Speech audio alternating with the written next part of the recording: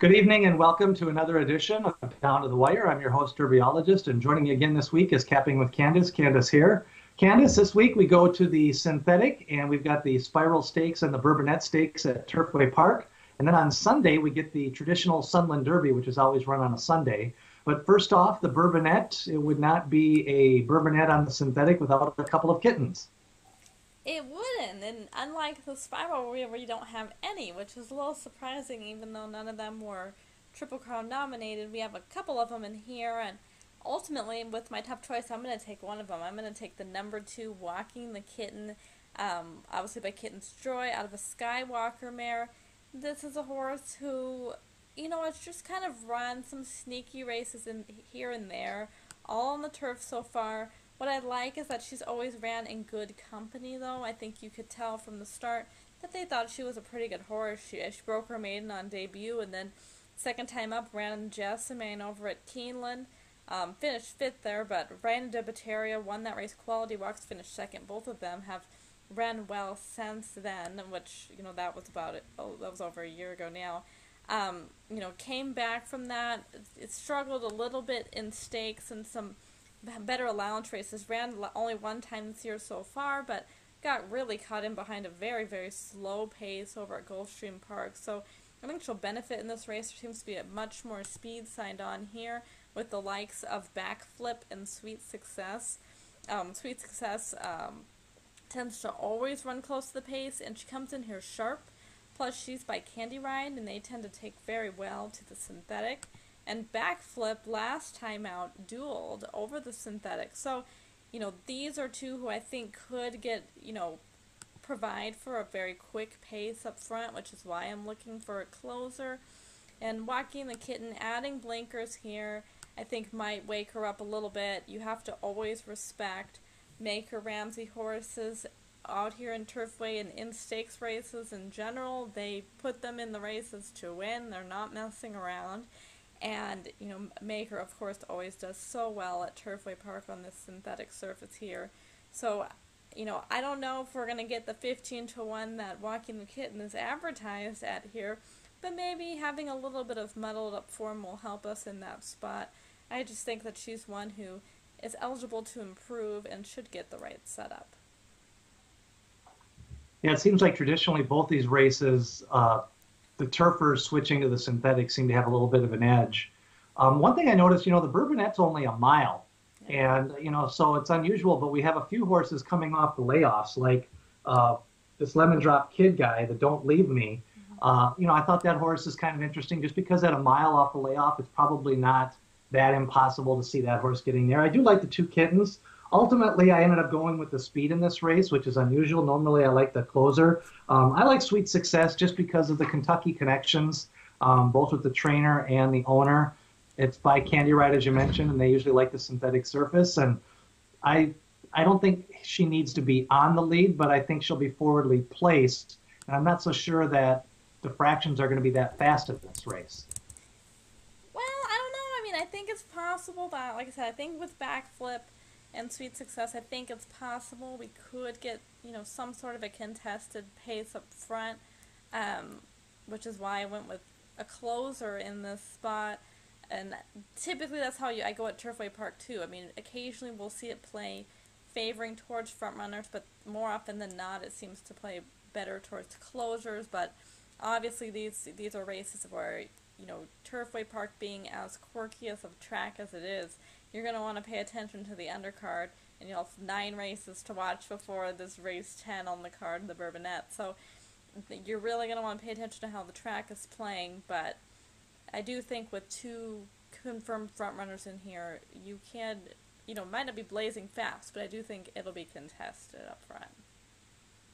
I actually thought the Right On Kitten, the last 2 races kind of got the muddied up form. I thought I was impressed with that race at Retama. I think he could go back, and she's had some good races coming off the pace as well.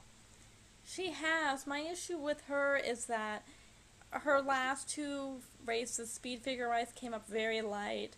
And her last race in particular, though, they went up fast fractions in there, won by Spanish Pipe Dream, and she closed, but still came up pretty short. So it's hard for me to make an excuse for her in that race, whereas a few others, Bossy and Fit Deposit, were up on the speed in that race. So I'd be more inclined to forgive them for not winning, being up on a fast pace, whereas she kind of got the setup and wasn't able to take advantage of it. One we didn't mention here is Harlan's Destiny, who has ran, a lot of smaller races over at Charlestown and at Churchill, and won 4 in a row, but comes in here off a long layoff. How do you handle a horse like this, who maybe hasn't ran in this type of company? Has the Lemon Drop Kid. They tend to do well on the synthetic surfaces as well, but, so we don't know how she's going to handle this class, but, she's very sharp, won 4 out of 5 races she's ever ran. Like, how do you handle a horse like that? Well, I do like the fact that she's a winner, and since it's only a mile, I think the layoff means less as much. A lot of times, I really think the Spiral is one of those horses for courses. It just seems like some of those horses really seem to like it. And that was going to lead me into my other thing with, traditionally we've seen the Golden Gate, and when Santa Anita and Del Mar were Pauley, some of those horses struggle. So that's why I'm not taking a horse like Charlotte Ray. I guess I'd be more inclined to take the Charlestown shipper just because it's a little bit more of an unknown, but Charlotte Ray is going to be low odds, and I'm not so sure she's really any more classier than these horses. Yeah, that's probably my issue with her. For one, that she's drawn out pretty wide. I wouldn't want anyone wider than her, that's for sure. And yeah, like you say, she's going to be very short, and I think this is a pretty competitive race, so it's one where even if she might be the most likely winner, I think she's going to take so much play here that her odds are going to be shorter than how much better than this field she really is. So she's going to end up ultimately, I think, being an underlay, and I'll look elsewhere on top. Well, following the Bourbonette, it goes right into the Spiral Stakes, and the Spiral is 9 furlongs, and this race has a good history of both some local horses doing well and some horses have shipped up from Gulfstream over the years and done well. A competitive field of 12 originally entered. Imperia has been scratched. It's down to 11. It is. It's an interesting race because we have Royal Sun coming in here having won the Battaglia, and he was blinkers on in that race, drew the rail there, and, got right out to the lead and really, ran back to his old form. He's a horse we've talked about on here. I think both you and I have thought he showed spurts of talent, and being by Tiz now, he really has a late developing pedigree, so we thought he would be one who maybe was more eligible to improve than some of the others. He draws the rail here again, and I think that makes him very dangerous because he's a completely different horse on the lead than he is when he's stuck in behind horses, which is what we saw happen to him in the Sam F. Davis in a race where he really struggled. So the issue I have with him is I do think there's a little more speed signed on him here, and I do think that the race was playing very kindly, the track was playing very kindly to front runners on the day that he won the Battaglia. So I wouldn't want to take anything too short on him, which makes it tough because without Imperia in here, who would have taken quite a bit of money, now I think that he's going to be the clear away favorite. Maybe Metaboss will take some money too, but I think the speed figures guys are going to be on Royal Sun. I mean, what do you think? Do you think Royal Sun goes off favored, or do you think Metaboss goes off favored here? I think Royal Sun goes off favored just because of the connections, and he has such a high speed figure in that last race. But I do think it'll be 3-1. I don't think it'll be anything outlandish like 8-5 or something. Yeah, so that's kind of how I look at it. If as long as he's some sort of a price, I'd say maybe 5-2 or above, I'm willing to take the risk with Royal Sun again because he's drawn the rail. I think that's for him being on the lead is everything in this sort of a race, and I do think he's a classy type, and he's in form, and he obviously took those to the surface last time out. Metaboss is kind of a separate issue for me. I liked his El Camino Real win there, but I think they're going to ride him really cold here again, just like they did there. And with Royal Sun now in the mix, Royal Sun, he isn't blistering fast, but he's fast enough to stretch out a big field. And I think Metaboss, unless they ride him more forwardly, will be left with a lot to do. Metaboss has that, that push button acceleration, that very sharp turn of foot. It works fantastically in the races like we saw the El Camino Real, where you get a very slow, bunched up field, and it kind of becomes sort of a sit and sprint type race. He's not going to get that here. So I think he'll be coming late, and I expect him to run well. But I do think Metabos likely, if they run him how they have been, and I don't see why they are going to change that now, I think he's going to be left with perhaps too much to do in this sort of spot. So I'll take Royal Sun on top. I think there's some horses at big odds, though, who could come up for the minor awards. I think Fire Spike, I've liked him all along, and I would never pick him to win in this spot, but his last race was nowhere near indicative of how good he is. He was against a slow pace, totally against the bias. He's not 20 lengths worse than Royal Sun. I think he's a horse who I'd use on the bottom end of trifectas and exactas.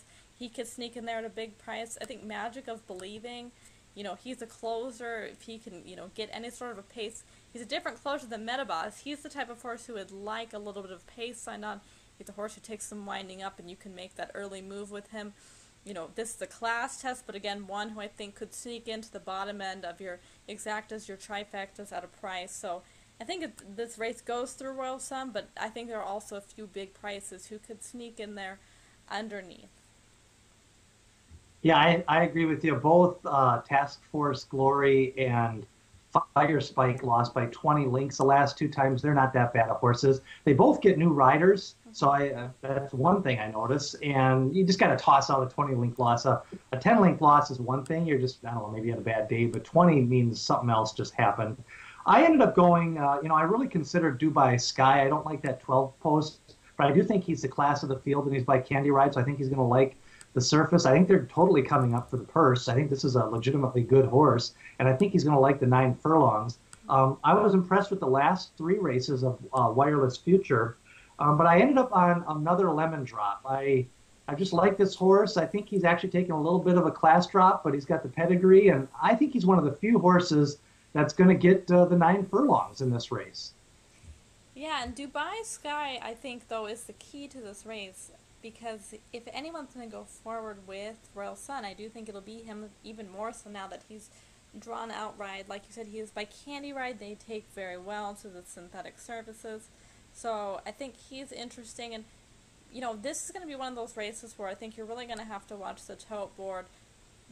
How much money does Royal Sun take? Is he less than 5-2 or more? If he's more, I think he's a play. If he's less, I think he becomes a play against, and maybe you go towards someone like a Dubai Sky, or like you say, like another Lemon Drop, who, without winning, I think has ran some very respectable races, and Lemon Drop kids like the synthetic as well. So I think that's part of the key to is taking some of these horses, looking at their pedigrees, and seeing, okay, are these horses who maybe are eligible to improve with the surface switch? And I think being by Lemon Drop kid, another Lemon Drop certainly is.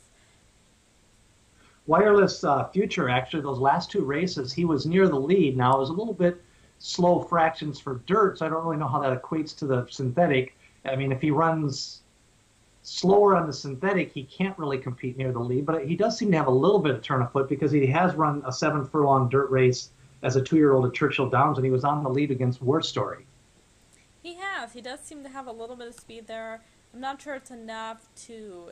If Royal Sun wasn't drawn on the rail, then perhaps I could see him being up there with him. But with him being drawn on the rail, I do think Royal Sun will likely get the clear lead. I do see Wireless Future, Dubai Sky, Conquest Typhoon even. I think he'll be mid-pack to forwardly placed. I don't think they'll put him in the back. So I think there'll be, kind of a flight behind Royal Sun. But the races like this, I just always tend to think that you don't see jockeys being overly aggressive. We talk about it all the time. And so I could easily see a flight of horses just in behind Royal Sun, taking a sit. And it's, let's see if he can stay the 1 1/8. If he can, I think he wins. And if he can't, well, there's, a hound of dogs in behind him ready to take advantage and pounce. So I do really see this race going through Royal Sun. But again, it's going to depend on the tote board because he's not bulletproof here.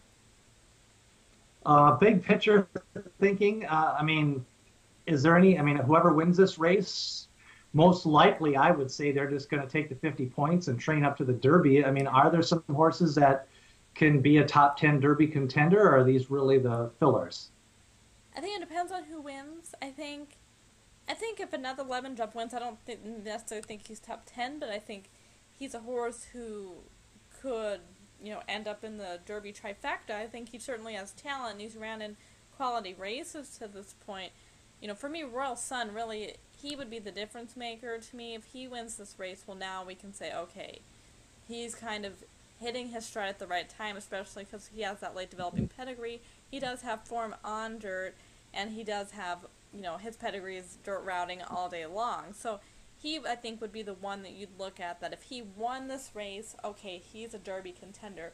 Some of the others, I don't think so. Metaboss, I think it depends on how he wins. If he won this race because he went more forwardly placed, I would take him more seriously. To me, his racing profile right now, he just does not strike me as a horse having the right running type for a Derby. With his, very quick acceleration, you would have to make a move very late in the race, and I think ultimately then to win, he'd need a pace collapse. So unless they ride him more forwardly here and he wins, and I see he's capable of doing that, it's hard for me to take him as a serious, Derby contender as far as the win threat goes.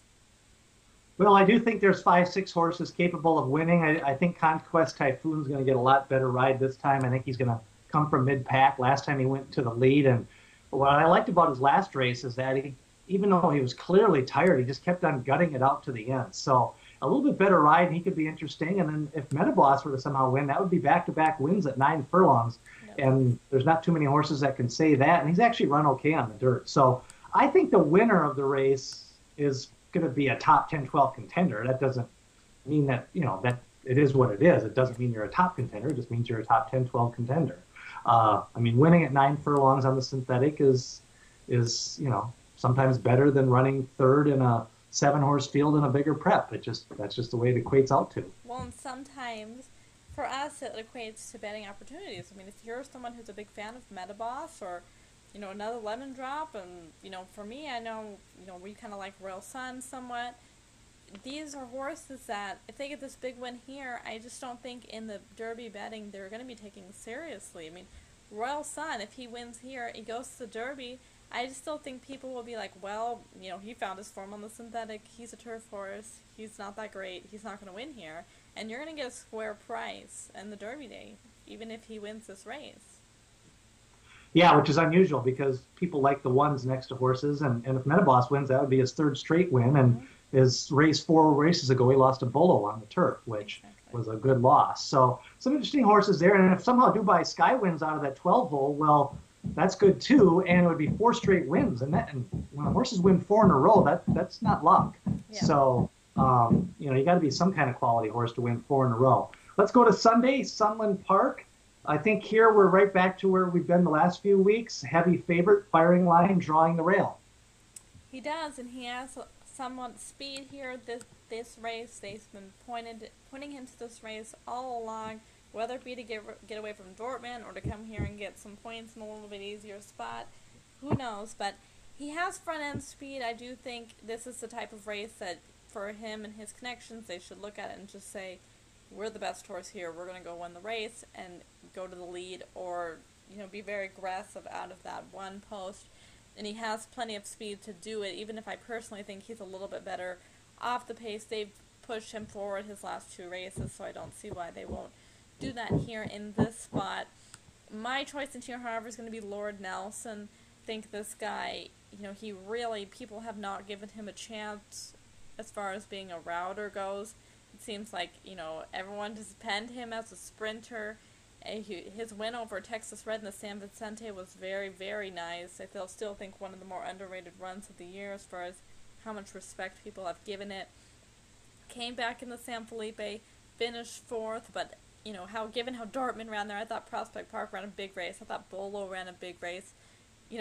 Is he the best horse in California? No, but I think he is, a worthy contender in this sort of a spot. Baffert horses do very well at Sunland. I like him on this quick turnaround. That makes me think they're confident in him and that he's very fit.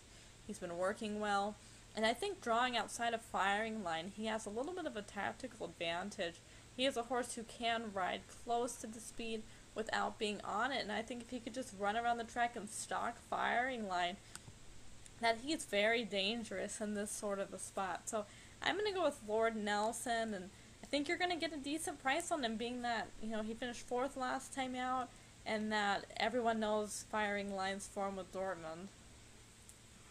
Yeah, I think Lord Nelson's going to be on the lead. I think Baffert's going to send him, and I think Garcia likes to ride on the lead, and I think that helps Firing Line. I'm picking Firing Line just because I think he's a better horse.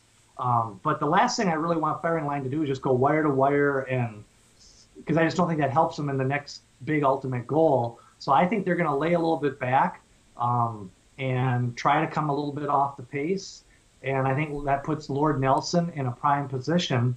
I do find, it was kind of I never expected to see Tisnow RJ here.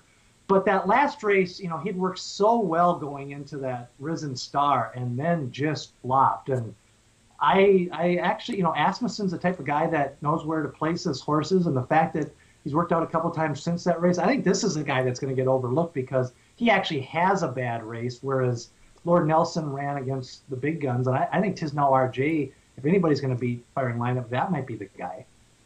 Yeah, he has an interesting horse in this spot. Obviously finished third in the Lecomte. He got a pretty hot pace to run into there. Yeah, I think he should run well here. I mean, he certainly should not be out of the top three, you'd think, in this kind of a spot. I think he's well spotted here by Steve Asmussen, but I couldn't have him. Off that last race was just awful. It was really bad. There's no excuse for how he ran there, I didn't think. And I just don't think the form is quite as strong. For him finishing 7th at Fairgrounds in the Risen Star, I would take Lord Nelson's 4th over at Santa Anita and the San Felipe as being much stronger form. So I'm more willing to go that way. But I do agree that he could easily float up to a price that's, not indicative of his class level. I think he is a classy horse, and he'll ultimately be a pretty nice one and a graded stakes contender, but it's just tough to expect him to bounce off of such a really poor effort last time out. Pain and Misery, besides the odd name, I mean, God, this horse it seems like 6.5 on the turf, and then they threw him into the big dogs, and now he's going to Sunland. I'm not sure they really have a plan for this guy.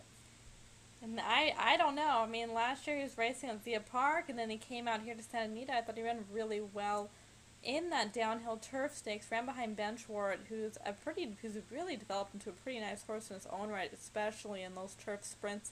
That was a pretty nice race. He clearly was outclassed in the San Felipe. Maybe you could make an excuse because he did blow the start, but he just still really wasn't competitive in that sort of a spot. These connections do well at Sunland, however, so maybe keep an eye if he, it's a humongous price, which he probably should be, but maybe one to throw in at the bottom end of your trifectas.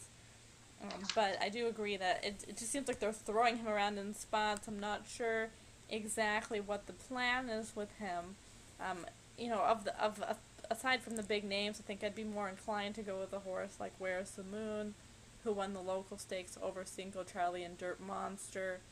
A horse like him, he's outclassed in this sort of a spot, but he just seems like an honest enough type that, he could maybe get third or fourth.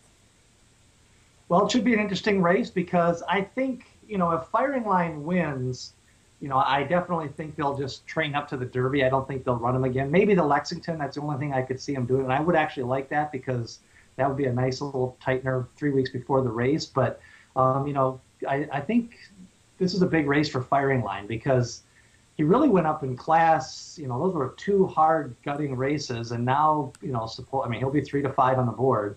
And if he can beating Lord Nelson at all would be a nice win and put him in the gate and he'd have 6 weeks to train. And so I think he's kind of interesting. At first I thought he might just be a sprinter, but I think he's actually those 2 gutsy efforts like that. That's pretty unusual for a horse coming off a maiden race, and he's never ran a bad race. He hasn't. I mean, I don't know if he's necessarily a 9-furlong horse, though. I'm not sure we have a true 9-furlong horse in this field, so it might not matter. I do think it'll be interesting to see how the California horses do against Tisnow RJ, though, because, being that he was 4th in that Risen Star, he does have a little bit of class. I think if those 2, easily go 1, 2, several lengths in front of everybody else, I think that does validate that California form a little bit. I mean, it seems like the consensus by all the experts is that California by far is the deepest as far as Kentucky Derby contenders go. We don't have a lot of actual form to base that on, though, and this might be one spot where, it provides us with a little bit of evidence to back that up if those two are well clear of everyone else.